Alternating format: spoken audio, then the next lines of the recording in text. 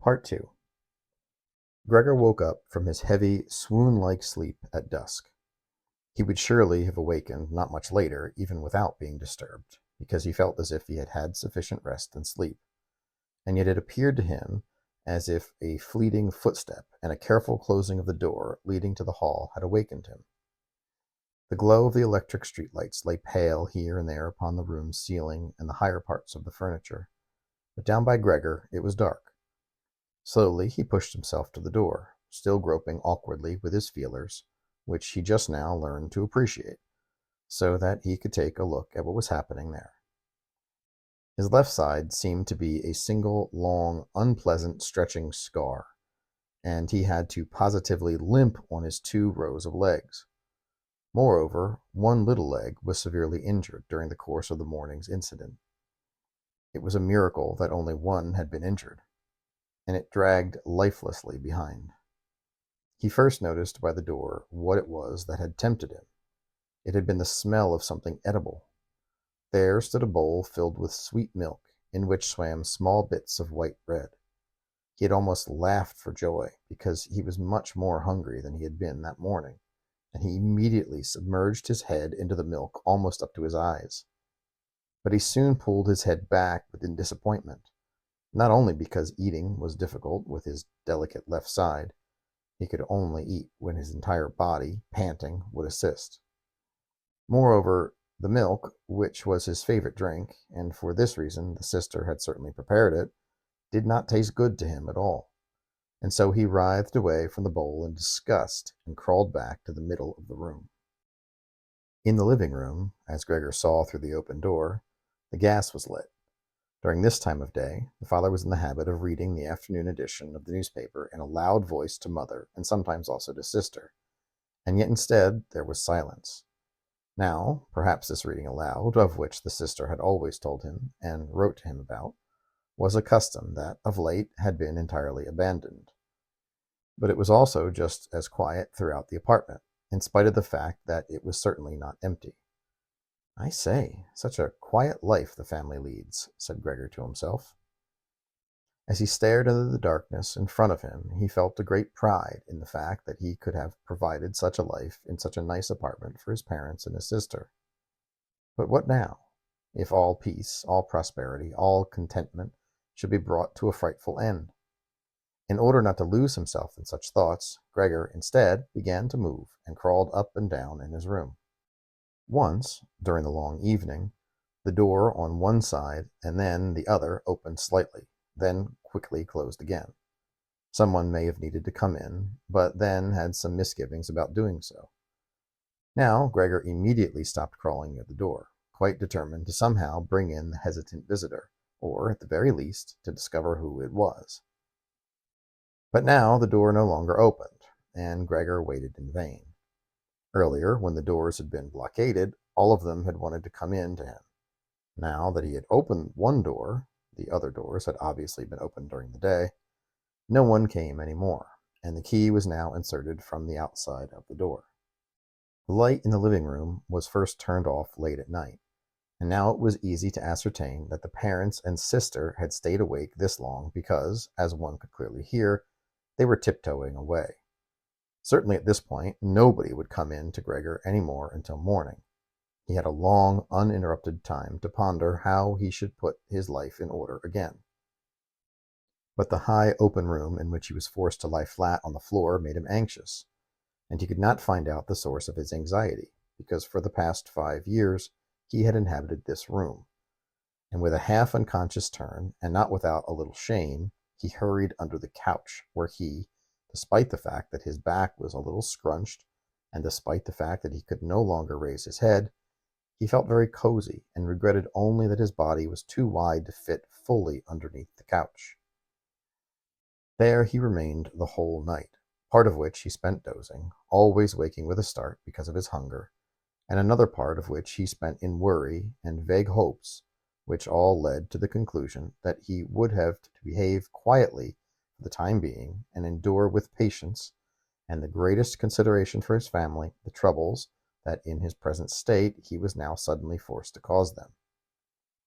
In the early morning, it was yet night, Gregor already had the opportunity to test the strength of the carefully considered resolutions he had made, because the sister, almost fully dressed, opened the door leading to the hall and looked with anticipation inside. She did not find him right away, but as soon as she noticed him under the couch, God, he simply had to be somewhere. He couldn't really fly away. She was so shocked that, without being able to control herself, she shut the door again from the outside. But, as if she ruled her behavior, she immediately opened the door again and tiptoed inside, as she would near a seriously ill person or even a stranger. Gregor had pushed his head forward, right to the edge of the couch, and observed her. He wondered, would she really notice that he had let the milk stay there, and not even from a lack of hunger? Would she bring in another dish that was more suitable for him? If she didn't do it herself, he would rather starve than to make her aware of this, even though he actually had a gargantuan urge to shoot out from under the couch, throw himself at his sister's feet, and beg her to bring anything that was good to eat. But the sister immediately noticed with astonishment that the bowl, out of which only a little milk was spilled round about, was still full. She lifted it up immediately, not with merely her hands, but with a rag, and carried it out of the room. Gregor was especially curious about what she would bring in its place, and he thought up various ideas about it. However, he could never have guessed what his sister, out of the kindness of her heart, actually did. She brought him an entire smorgasbord in order to investigate his tastes, all of it spread out on an old newspaper. There were old, half-rotted vegetables, bones from the evening meal that were coated with a congealed white sauce, a few raisins and almonds, a piece of cheese that Gregor had declared to be inedible 2 days ago, a stale piece of bread, a piece of bread with butter smeared on it, and another piece of bread with butter and salt smeared on it. In addition to all of this, she also put down a bowl, probably intended to be Gregor's for all time, into which she had poured some water. And, out of her tenderness of heart, knowing that Gregor would not eat in front of her, she hurried away, even turning the key in the lock so that Gregor would notice that he might make himself as comfortable as he wanted. Gregor's little legs buzzed now, as if they themselves were about to eat. In addition, his wounds must have completely healed already. He felt no handicap anymore, and he was astonished at this, remembering that he had cut his finger a little with a knife a month ago, and that this wound had still hurt the day before yesterday. Could I be less sensitive now? He thought, already sucking greedily on the cheese to which he, over and above the other foods, had immediately and aggressively been drawn. As tears of satisfaction came to his eyes, he consumed the cheese, the vegetables, and the sauce in quick succession. In contrast, the fresh foods didn't taste good to him. He couldn't endure the smell, and dragged the things that he wanted to eat a bit further away. He had long been finished with everything, and had been lying lazily on the same place for some time, when his sister indicated that he should move back by turning the key slowly. This immediately startled him, in spite of the fact that he was almost slumbering, and he hurried once more underneath the sofa. But it required a great amount of willpower to remain under the couch, even during the short time during which his sister was in the room, because his body had become a bit round due to the copious food, and he could hardly breathe in the narrow space.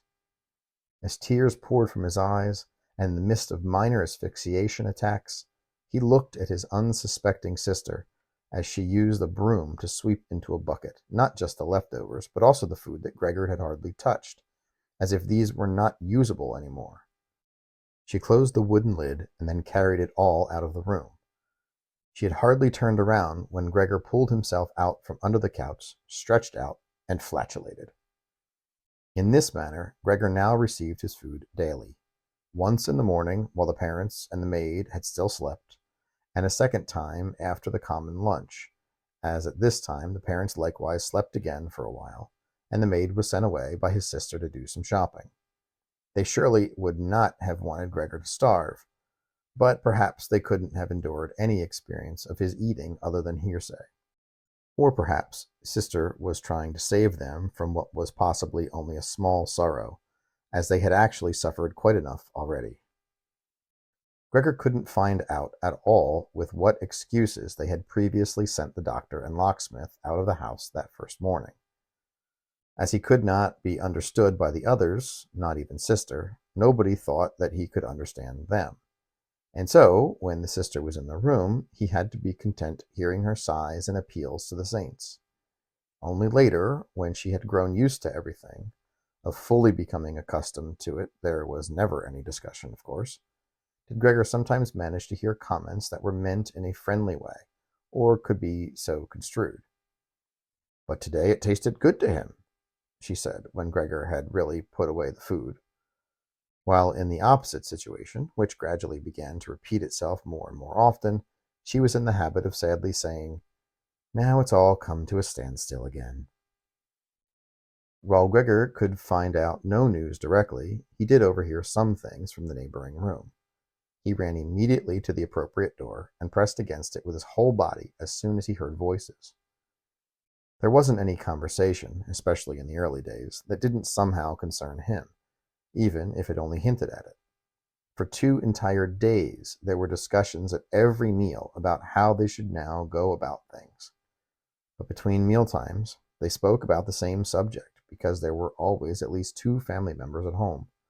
Nobody really wanted to remain alone in the apartment, and yet, under no circumstances, could they entirely abandon it. On that first day, the maid, what and how much about the occurrences she knew was entirely unclear, had also fallen to her knees and begged the mother to dismiss her immediately. And when she said goodbye, a quarter of an hour later, she thanked mother for the dismissal with tears, as if it were the greatest favor that anybody had done for her, and, without anyone requesting it of her, swore a terrified oath never to tell anyone the slightest word. Now the sister had to cook in conjunction with the mother. That was not a lot of trouble, mind you, because they hardly ate anything. Time and time again, Gregor heard one of them extend to another a futile invitation to eat and receive no other answer than, "Thank you, I've had enough," or something similar. Perhaps they also drank nothing.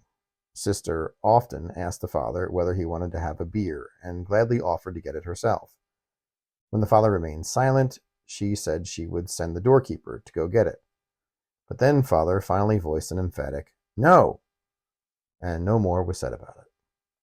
During the course of the first day, father had already laid out the entire financial situation and prospects to both mother and sister. Now and then she stood up from the table and took some receipt or ledger out from his small lockbox, saved from the successful collapse of his business 5 years ago. One could hear as he opened wide the complicated lock and, after removing the sought-after item, locked it again. These declarations of his father were in part the first delightful thing that Gregor had heard during his imprisonment. He had had the impression that the father had nothing at all left from his former business, or, at least, father had not said anything to the contrary. And at any rate, Gregor hadn't asked about it. Gregor's only concern had been to do everything in his power to allow his family to forget, as quickly as possible, the bad business luck that had brought them to complete despair. And since that time, he had begun to work with a particular fervor, going almost overnight from being a minor clerk to a traveling salesman, who naturally had a lot of other possibilities for earning money because his success at work was transformed immediately into the form of a cash commission that could be laid on the table at home before his astonished and delighted family. Those had been fine times, and they had never thereafter been repeated.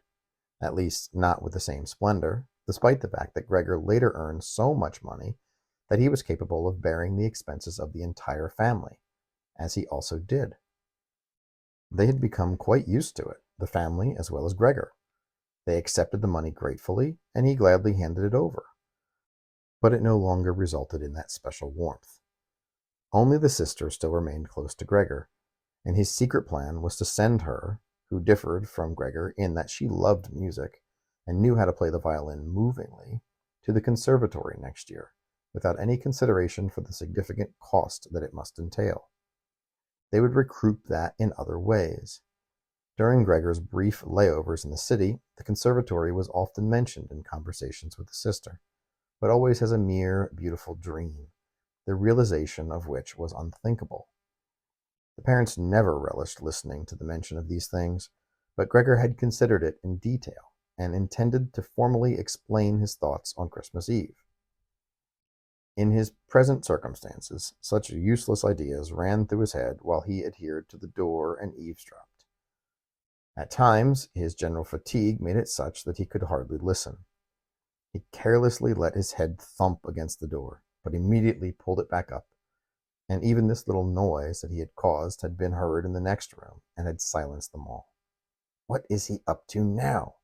said the father after a while, obviously turning toward the door, and only then would the interrupted conversation gradually pick back up again. Gregor heard quite a few times. The father was in the habit of often repeating his explanations, in part because he had not dealt with these things for a long time now, and in part because the mother didn't always understand everything correctly the first time, that in spite of all bad luck, a very small fortune from the old times was still available, and in the interim, the interest, which had not been touched, had allowed it to sprout and grow. In addition, the money that Gregor had brought home every month, he only kept a few guilders for himself, had not been completely used up, and had accumulated to become a small asset. Gregor nodded eagerly behind the door, delighted at this unexpected foresight and frugality. He would have actually preferred it if they could have further paid off his father's debt to the boss with his surplus money, so that the day that he could be rid of this position would be much closer, but things were undoubtedly better the way his father had set them up. Right now, however, this money was entirely insufficient to allow the family to live on the interest. It was perhaps enough to sustain the family for 1 or at the most 2 years, but no more. It was simply a sum that one was never really allowed to attenuate, and that would have to be put aside for an emergency. The money to live on, however, had to be earned. Now the father was a quite healthy, albeit older, man who hadn't worked at all for 5 years, and in any case couldn't be relied upon to do much. He had put on a lot of weight in those 5 years, which had been the first vacation of his toil-filled and unsuccessful life, and had thus become quite ponderous. And should the old mother now perhaps earn money, she who suffered from asthma, for whom a walk through the apartment was strenuous, and who spent every other day on the sofa under an open window because of breathing trouble? And should the sister earn money, she who was yet a child with her 17 years, whose way of life up till this point was so enviable, consisting of dressing herself nicely, sleeping late, helping with household matters, partaking in a few modest pleasures, and above all playing the violin? When it came to conversing about the necessity of earning money, the first thing Gregor did was run away from the door and throw himself on the cool leather sofa near the door, as he was very hot with shame and sorrow. He often lay there all night long, not sleeping a wink, and scratching at the leather for hours. Neither did he shy away from the great effort of pushing an armchair to the window, crawling up to the windowsill, and, propped up on the chair, leaning and looking out the window, obviously with some sort of memory of the freedom he formerly enjoyed. He actually saw, more and more indistinctly from day to day, even things that were not far removed from him. He could no longer catch any glimpse at all of the hospital across the way, the frequent sight of which he had previously cursed. And if he hadn't known for sure that he lived on the quiet yet very urban Charlotte Street, he could have believed that his window overlooked a wilderness in which the gray havens and the gray earth, indistinguishable from one another, merged. The observant sister needed only to see twice that the stool stood by the window, and then each time that she tidied up the room, she slid the stool back to the same place by the window, from now on even leaving the inner window frame open. If Gregor could only speak to his sister and thank her for everything that she had to do for him, he would have more easily endured her service. As it stood, however, he suffered through it. The sister sought, of course, to conceal the embarrassment of everything as much as possible, and as more time went by, she naturally got better at doing this. But Gregor was also able to see through all these attempts much better as time went on. Her entrance into the room was already terrible for him. Hardly had she stepped in before she, without taking time to shut the door, even though she generally took great care to spare anyone a view of Gregor's room, ran directly to the window, tore it open in haste, almost as if she were suffocating, and remained there breathing deeply for a little while, even when it was still so cold. With this running and racket, she startled Gregor twice a day. The entire time he tumbled under the couch and knew quite well that she would gladly have spared him all this if it had only been possible to stay with closed windows in a room where Gregor lived. Once, a full month had already gone by since Gregor's transformation, and the reason for this could hardly be that the sister found herself astounded by Gregor's appearance. She entered a little earlier than usual and came upon Gregor while he was still looking out the window, immobile and situated so as to scare. Gregor would not have been surprised if she had not entered, because his position would have prevented her from opening the window immediately. But she did not only not enter, she retreated immediately and shut the door. A stranger would have thought that Gregor had been lying in wait there and had wanted to bite her. Gregor had immediately hidden himself under the couch, of course, but he had to wait until midday before the sister returned, and she seemed much more nervous than usual. He realized from this that the sight of him was now unbearable, even for her, and would henceforth remain unbearable for her, and that she would have to force herself not to run away from even the small part of his body that stuck out from underneath the couch. In order to spare her even this sight, he one day dragged the linen sheet onto his back.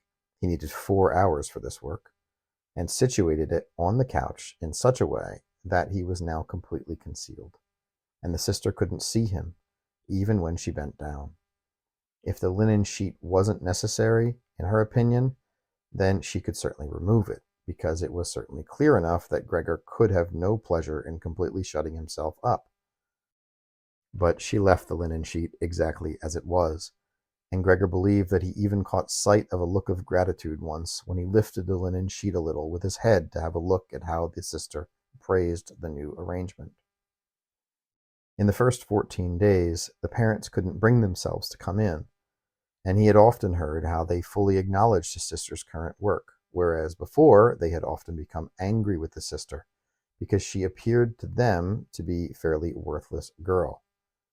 However, now the both of them, the father and the mother, often waited outside Gregor's room while the sister cleaned up in there, and she had hardly come out before she had to tell in exact detail how things looked in the room, what Gregor had eaten, how he had behaved himself this time, and whether, perhaps, she had noticed a slight improvement. Moreover, the mother wanted to visit Gregor relatively soon. But, at first, the father and the sister held her back with sensible reasons that Gregor listened to attentively, and of which he fully approved. Later, however, they needed to hold her back forcefully, and when she cried, "Let me in to Gregor, he is my unfortunate son. Don't you understand that I have to go to him?" Then Gregor thought that perhaps it would actually be good if the mother came in. Not every day, of course, but perhaps once a week.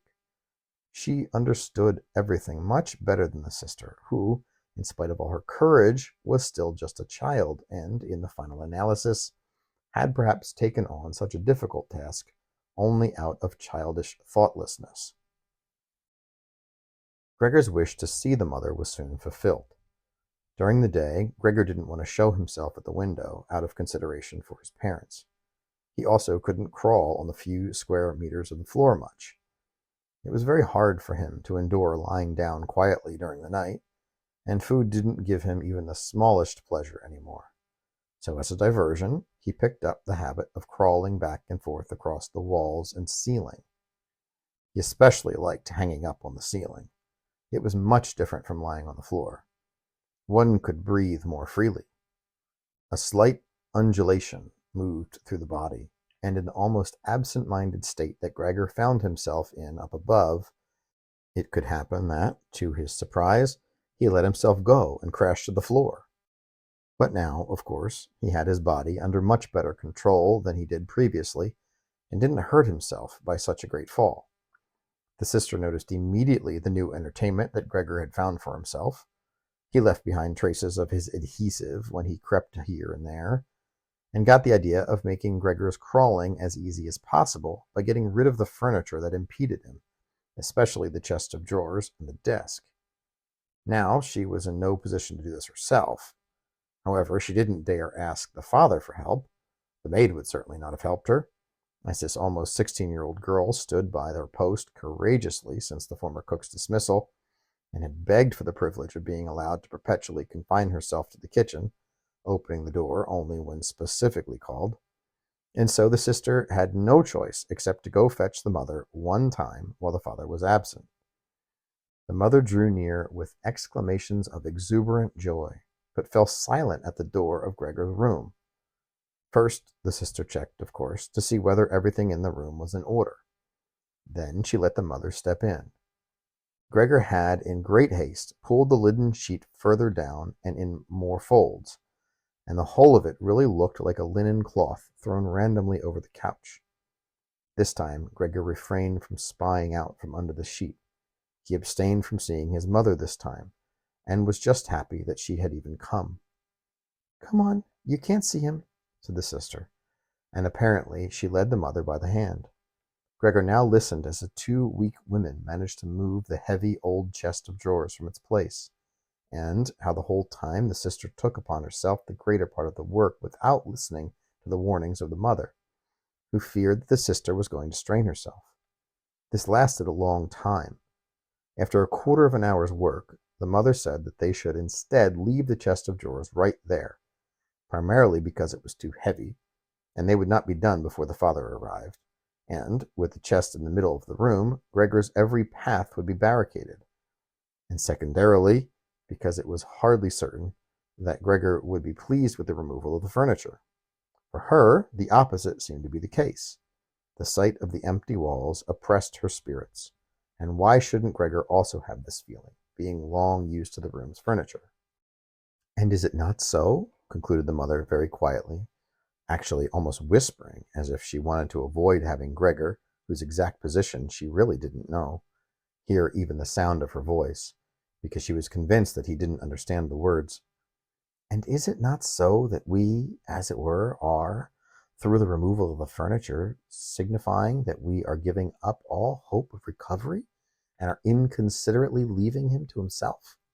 I believe that it would be best if we seek to maintain the room in the exact condition that it previously was, so that Gregor, when he returns to us again, will find everything unchanged, thereby being able to forget the intervening time with that much more ease." Upon hearing the mother's words, Gregor realized that the lack of any direct human conversation, together with the monotonous life among the family, must have, during the course of the last 2 months, confused his intellect, because he could not otherwise explain to himself how he could earnestly have longed for his room to be emptied. Did he really desire to let the warm room, comfortably furnished with inherited furniture, be transformed into a cave in which he could then freely crawl in all directions without interference, and yet also at the same time quickly and completely forget his human past? Was he even now close to forgetting? And was it only the voice of his mother, long unheard, that had roused him? Nothing should be removed. All must remain. He could not do without the beneficial influence of the furniture upon his condition. And if the furniture prevented him from carrying on with his senseless crawling about, then that was no loss. It was rather a great advantage. Unfortunately, the sister was of another opinion. She had certainly, not without reason, been in the habit of interceding with the parents as an expert witness in matters concerning Gregor. And so the mother's advice to the sister gave her sufficient grounds to carry out the removal not only of the chest of drawers and the desk, the only things that she had first thought of, but also of the entirety of the furniture, with the exception of the indispensable couch. It was not only childish defiance and the unexpected and hard-won self-confidence that prompted this demand. On the contrary, she had also observed that Gregor actually needed a lot of room to crawl about, and the furniture, as far as one could see, was of no use whatsoever toward this end. But maybe the enthusiastic spirit of girls her age also played a role, a temperament that sought its own satisfaction at every opportunity. And because of this, Greta now let herself be tempted to make Gregor's situation even more infuriatingly terrifying, so that she could do even more for him than she did now. For who besides Greta would ever dare, even once, to step into a room where Gregor was the sole ruler of his empty walls? And so she did not let the mother dissuade her from her course of action. And as the mother seemed completely uneasy and unsure of herself in this room, she soon fell silent, and, with all her strength, helped the sister to get the chest of drawers out of the room. Now, after all, Gregor could do without the chest of drawers in an emergency, but the desk simply had to stay. And hardly had the women left the room, groaning as they pushed the chest of drawers, before Gregor stuck his head out from under the couch in order to see how he could intervene as carefully and scrupulously as possible. But unfortunately, who else but the mother should be the first to return? Well, Greta had stopped and, with arms wide around the chest of drawers, was swinging it back and forth by herself, naturally without moving it from its place. The mother, however, was not accustomed to the sight of Gregor. He could have made her sick, and so Gregor, startled, ran backward to the other side of the couch, but couldn't prevent the linen sheet from moving forward a little. This was sufficient to draw the mother's attention. She hesitated, stood still for a moment, and then went back to Greta. Despite that Gregor kept saying to himself that nothing out of the ordinary was happening except a few pieces of furniture being rearranged, it seemed as if he would soon have to concede that the coming and going of the women, their little shouts to one another, and the scratching of the furniture on the floor seemed to him like a great tumult coming closer on all sides. And so tightly did he curl up his head and legs and press his body to the floor that he would inevitably have to say to himself that he wasn't going to put up with all this any longer. They were clearing out his room, robbing him of everything that he held dear. They had already taken out the chest of drawers in which were the fret saw and other tools. They were even now loosening the desk that was fastened to the floor, the desk upon which he had written out his assignments as a student at the business university, as a student in the city school, yes, even as a student in elementary school. He really didn't have any more time to scrutinize the good intentions of the two women, the existence of whom he had moreover quickly forgotten because they were working almost silently due to exhaustion, and one heard only the heavy plodding of their feet. So he ventured forth. At that moment the women were leaning on the desk so that they could take a breather, and changed directions 4 times, as he really didn't know what he should save first. Then he saw, conspicuously hanging on the otherwise empty wall, a picture of the lady clothed in nothing but fur, and crawled quickly up to it and pressed himself up against the glass that held the picture in place. And it felt good against his hot underbelly. At least nobody would take this picture that Gregor was completely covering up. He twisted his head toward the living room door so that he could watch the women as they returned. They hadn't given themselves much of a chance to rest and came back soon. Greta had placed her arms around the mother, almost carrying her. "So, what will we take now?" said Greta as she looked around. Then her gaze met Gregor's on the wall. The mother's presence was truly the sole reason she kept her composure. She leaned her face down toward the mother in order to keep her from looking about, and said, although trembling and without thinking, "Come, wouldn't we rather go back to the living room for one more moment?" Greta's intent was clear to Gregor. She wanted to take the mother to safety and then chase him down off the wall. Now she could just keep on trying. He was sitting on his picture and wasn't handing it over. He would rather jump in Greta's face. But Greta's words had worried the mother. She stepped to the side, saw the giant brown mark on the flowered wallpaper, and before she really came to the realization that it was Gregor she saw, she said in a hoarse, shrieking voice, "Oh God, oh God!" and with her arms wide, as if giving everything up, fell on the couch and didn't stir. "Gregor, you—" cried the sister, as she raised her fist and shot him an intense glare. These were the first words that she had addressed directly to him since the transformation. She ran to the neighboring room to get some sort of medicine that would wake the mother from her faint. Gregor wanted to help as well. There was still time to save the picture. He was, however, stuck fast to the glass and had to forcefully tear himself away. Then he ran into the nearby room as if he could give the sister some sort of advice, as he had done in the past, but stood there doing nothing behind her while she rummaged around in various little bottles. She was startled when she turned around. A bottle dropped to the floor and shattered. A sliver of glass injured Gregor's face. Some acrid medicine spilled on him. Greta, now, without delay, took as many little bottles as she could carry and rushed into the mother with them, shutting the door closed with her foot. Gregor was now cut off from the mother, who was perhaps near death, with him to blame. He was not permitted to open the door, as he didn't want to chase away the sister who had to remain with mother. He now had nothing to do except wait, and plagued by self-reproach and anxiety, he began to crawl.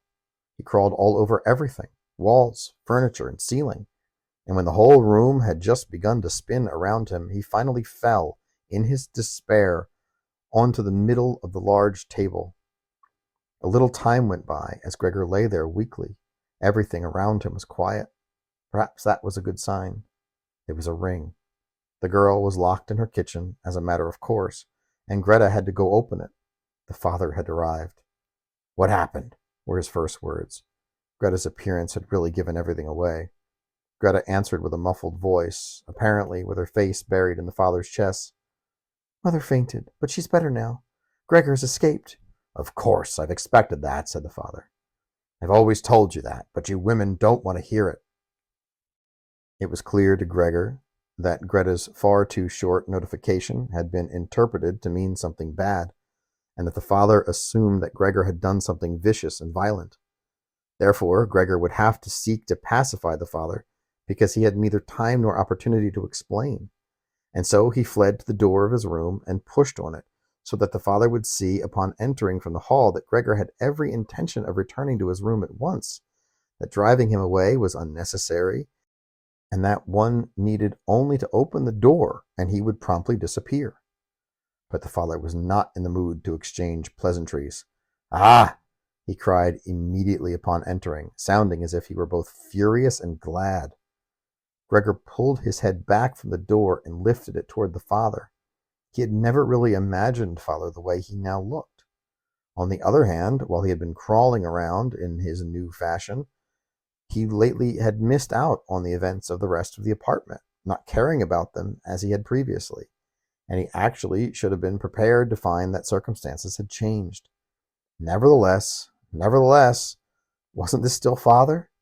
The same man who had previously been buried in bed from fatigue, while Gregor had embarked upon a business trip, who had greeted Gregor upon his return home at night, sitting in an armchair in a dressing gown, hardly able to stand up and only raising his arms as a sign of pleasure, and who walked very slowly between Gregor and the mother during the strolls they seldom took together a few Sundays a year and on major holidays, mother going slowly near him for his sake, always just a little slower, he bundled up in his old coat, always working his way forward by putting his walking stick down carefully, and when he wanted to say something, coming to an almost complete standstill and gathering his escort around him.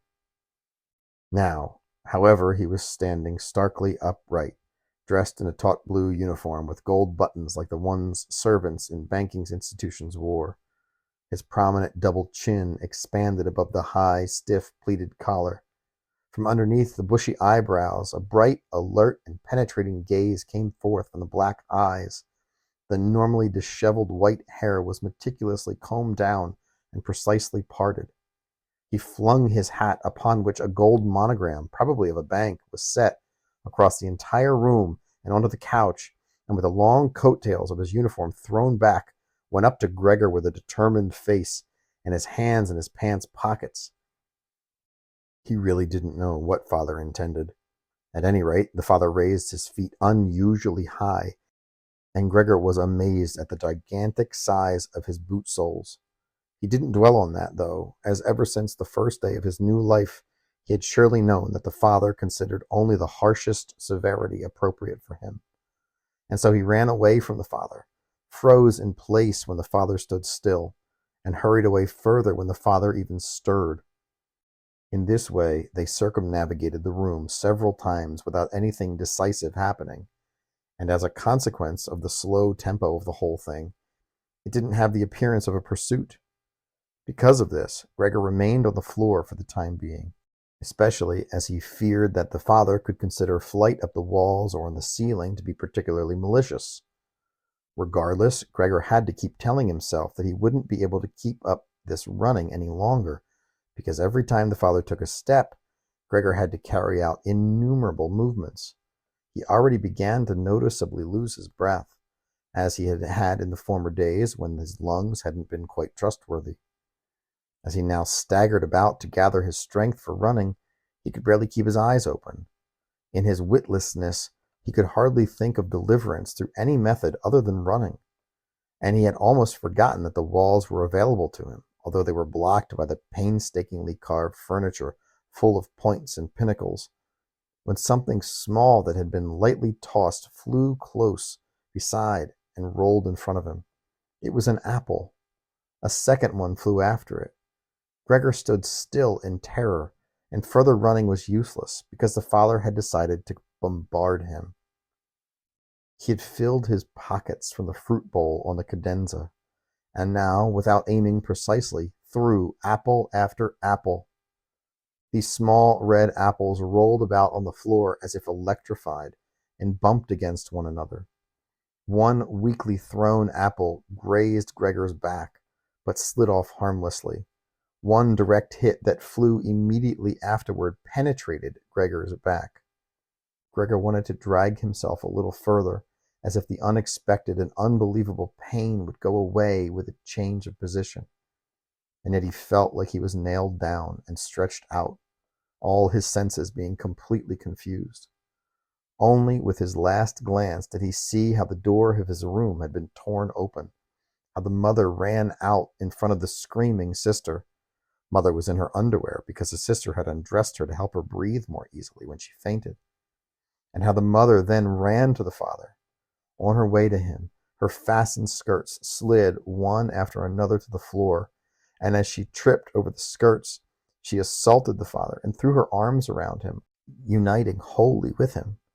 Gregor's sight then failed him, as she put her hands on the back of the father's head and bade him spare Gregor's life.